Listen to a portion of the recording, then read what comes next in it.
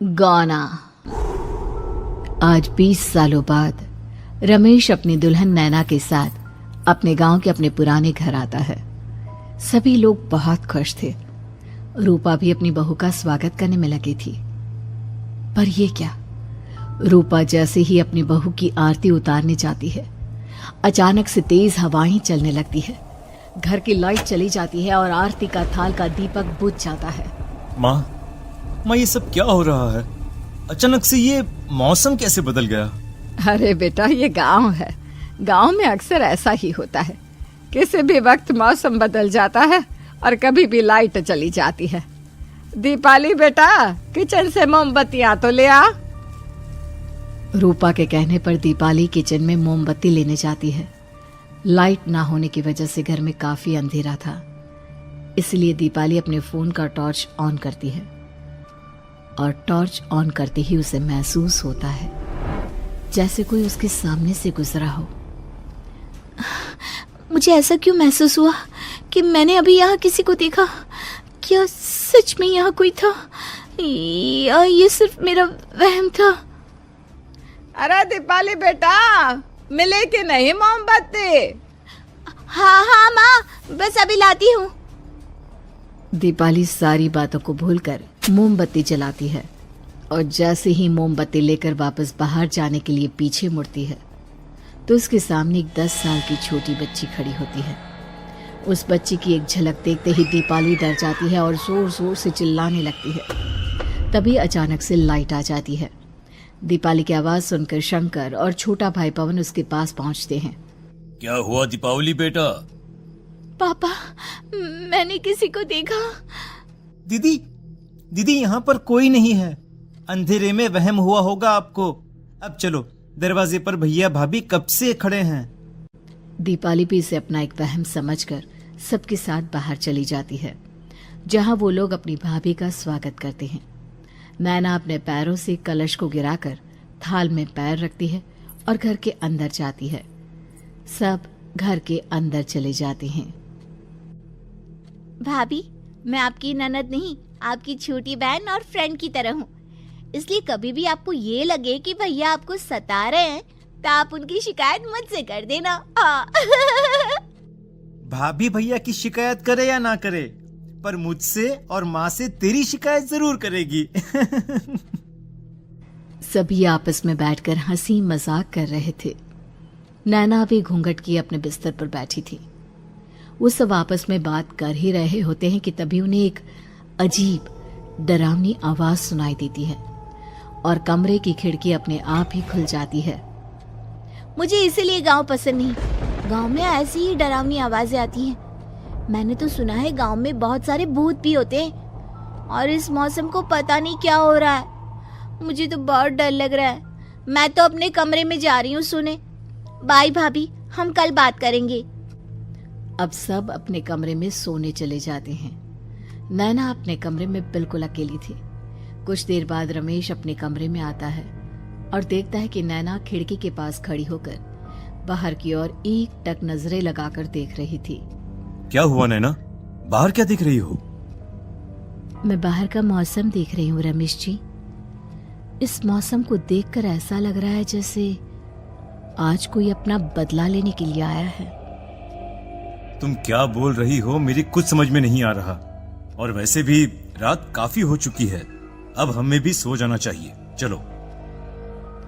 इतना बोलकर रमेश सोने के लिए बिस्तर पर लेट जाता है, पर नैना अब भी खिड़की के पास ही खड़ी होती है। रमेश के सो जाने के बाद नैना अपनी सास के कमरे में जाती है और अपनी सास के पास बैठकर रोने लगती है, जिसे सुन सास की नींद खुल जाती है। बहू, अरे क्या हुआ बहू? तू इतनी रात को यहाँ मेरे कमरे में बैठकर रो क्यों रही है? मम्मी जी, आपने मुझे क्यों नहीं अपनाया? आपको पता है, आपकी वजह से मुझे और मेरे परिवार वालों को गांव वालों के कितने ताने सुनने पड़े। तू मेरी बहू नहीं है? कौन है तू? मम्मी जी, मैं आप ही की बहू हूँ। आपने मुझे अब भी नहीं पहचाना? इतना बोलते ही नैना की आंखें लाल हो जाती हैं। वो जोर जोर से हंसने लगती है मौसम का रुख बदल जाता है। कमरे की खिड़कियां और दरवाजे अपने आप ही खुलने और बंद होने लगते हैं। देखते ही देखते नैना हवा में उड़ने लगती है और वो अपनी आंखों के इशारे से अपनी सांस को भी हवा में लटका देती है। तेरी वजह से मुझे और मेरे घर वालों को ताने सुनने पड़े। तूने जो पाप किया है, तुझे उस पाप की सजा मिलेगी और अब तेरी इस गलती की सजा तेरा पूरा परिवार भुगतेगा। इस तरह से नैना बड़ी ही बेरहमी से अपनी सास को मार डालती है और आराम से अपने कमरे में जाकर सो जाती है। अगली सुबह जब घर वालों को कमरे में रूपा की लाश मिलती है तो उन लोगों के पैरों तले जमीन खिसक जाती है।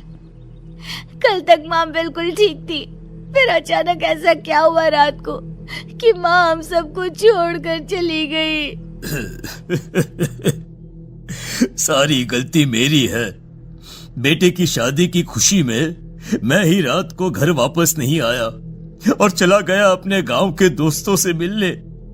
अगर रात को मैं अपनी रूपा के साथ होता तो शायद आज वो हमें छोड़कर न जाती। घर में शोक का माहौल पसर गया था, पर नैना को इस बात से कोई फर्क नहीं पड़ रहा था और ये बात कहीं ना कहीं पवन को भी समझ में आ रही थी। अब ऐसे ही कुछ दिन बीतते हैं और 1 महीने के अंदर ही अंदर शंकर की भी मौत हो जाती है। पहले माँ छोड़कर चली गई और अब पिताजी। क्या हो गया है हमारे घर को? पता नहीं किसकी नजर लग गई है। भैया ये घर सही नहीं है। हम जब से इस घर में आए हैं कुछ न कुछ बुरा ही हो रहा है। हमें यहाँ से वापस शहर चले जाना चाहिए। जहां रमेश, दीपाली और पवन का रो रो कर बुरा हाल था, वहीं नैना अपने कमरे में बैठी आराम से मेकअप कर रही थी। दीदी मुझे तुमसे कुछ बात करनी है। मुझे लगता है कि इन सब के पीछे भाभी का हाथ है। पवन तू ये सब क्या कह रहा है? तू होश में तो है ना? अगर भैया भाभी ने तेरी ये बकवास बात सुन ली तो उनके दिल पर क्या गुजरेगी? तू भाभी पर इतना बड़ा इल्जाम कैसे लगा सकता है? दीदी आप खुद ही देख लो ना, हम जब से इस घर में आए हैं सब कुछ बदल गया है।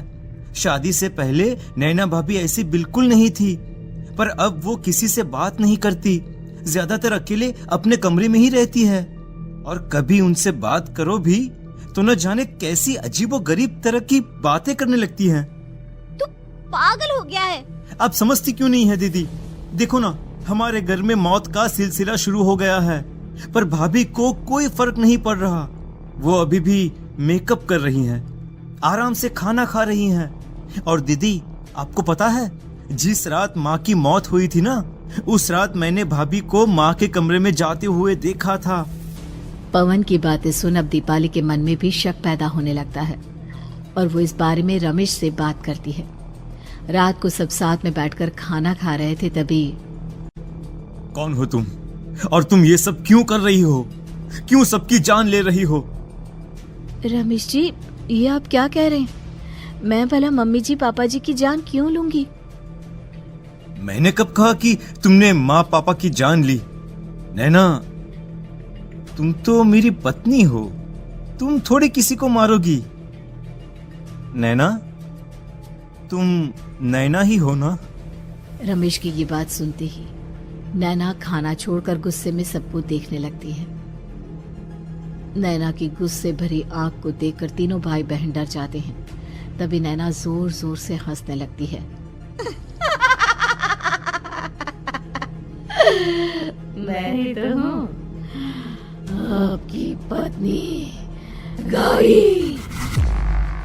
गौरी का नाम सुनते ही रमेश के होश उड़ जाते हैं। आखिर कौन है ये गौरी? क्या है इस घर और घर वालों का राज?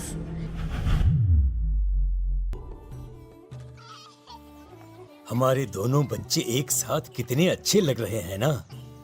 हाँ, कितने अच्छे दोस्त हैं दोनों। बस बड़े होने के बाद भी इनकी ये दोस्ती बनी रहे तो बच्चे कितने खुश रहेंगे। मैं क्या सोच रहा था कि क्यों ना हम अपनी दोस्ती को रिश्तेदारी में बदल दें। मैं अपने बेटे रमेश की शादी तेरी बेटी गौरी से करना चाहता हूँ। इस तरह हमारे बच्चे भी हमेशा साथ रहेंगे और हमारी दोस्ती भी रिश्तेदारी में बदल जाएगी। शंकर की इस बात से उसके दोस्त को बहुत अच्छा लगता है और वो अपनी बेटी की शादी रमेश से करवाने के लिए तैयार हो जाता है।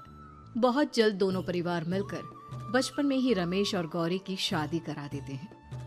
अरे शंकर, अपने बच्चों की शादी करवा कर हमने अपनी दोस्ती को रिश्तेदारी में बदल तो लिया, पर मैं चाहता हूं कि अपनी गौरी का गौना 2 साल बाद करूं, ताकि वो थोड़ी समझदार हो जाए। अरे हाँ हाँ दोस्त, बिल्कुल, हमें कोई दिक्कत नहीं है। इसी तरह समय बीतने लगता है। समय के साथ शंकर का कारोबार तरक्की पकड़ लेता है और 2 साल बाद शंकर अपने पूरे परिवार के साथ शहर में शिफ्ट होने की तैयारी कर लेता है। जब यह खबर उसके दोस्त को पता चलती है तो वो शंकर से बात करने उसके घर जाता है। शंकर, 2 साल पूरे हो चुके हैं और अब तू शहर भी जाने वाला है। मैं सोच रहा था कि तेरे शहर जाने से पहले गौरी का गौना कर दूं, ताकि तू अपनी बहू को अपने साथ लेकर जा सके। ये तू कैसी बातें कर रहा है? रिश्तेदारी बराबरी वालों से होती है, और वैसे भी अब मेरा बेटा या मेरा परिवार कोई भी इस रिश्ते को नहीं मानता। ये तू कैसी बातें कर रहा है दोस्त? जब हमने अपने बच्चों की शादी करवाई थी तब हम दोनों ही एक बराबर थे। पिछले 2 साल में तेरा कारोबार थोड़ा सा अच्छा क्या चल गया, तू पुराने रिश्ते ही तोड़ देगा। देख भाई, ऐसा मत कर। अगर तूने मेरी बेटी को अपनी बहू के रूप में नहीं अपनाया तो कोई भी मेरी बच्ची से शादी नहीं करेगा। अरे उसकी जिंदगी बर्बाद हो जाएगी। यार देख, वैसे भी बाल विवाह तो कानून मान्यता नहीं देता, फिर मैं कैसे दे दूं? तू अपनी बेटी के बड़े होने पर उसकी शादी किसी दूसरे लड़के से करवा देना। वैसे भी तब तक ना उसे और ना ही गांव वालों को ये बात याद रहेगी। मेरे बेटे को बख्श दे मेरे भाई। इस तरह से शंकर अपने दोस्त के परिवार और गौरी को गांव वालों के ताने सुनने और जिल्लत से भरी जिंदगी जीने के लिए छोड़ अपने परिवार वालों के साथ शहर चला जाता है।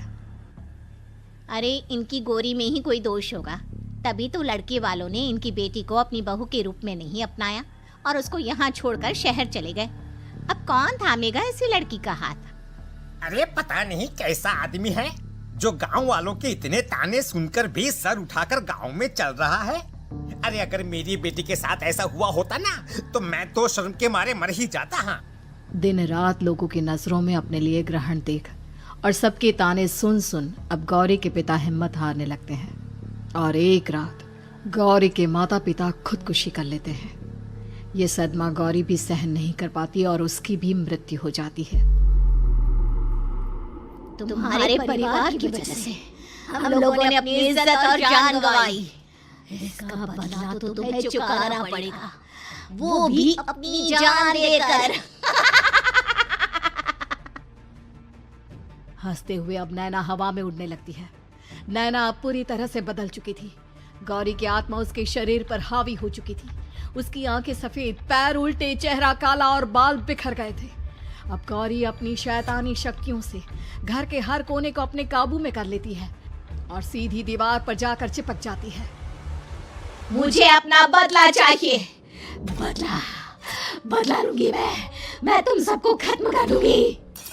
गौरी इतनी तेज चिल्ला रही होती है कि उसकी आवाज से घर के सारे कांच टूट जाते हैं। सामान इधर उधर गिरने लगता है और ये सब देखकर तीनों भाई बहन के होश उड़ जाते हैं। बचाओ, भागो भागो। उन तीनों को अपनी जान बचाने के लिए यहाँ से वहां भागता देख गौरी जोर जोर से हंसने लगती है। तभी दीपाली घर से बाहर निकलने लगती है, जिसे देख गौरी गुस्से में अपनी शक्तियों से तुरंत घर का दरवाजा बंद कर दीपाली को हवा में उड़ा देती है। बाहर भागेगी, मुझसे बचकर भागना चाहती है? कोई नहीं बचेगा, आज तुम सब मरने वाले हो।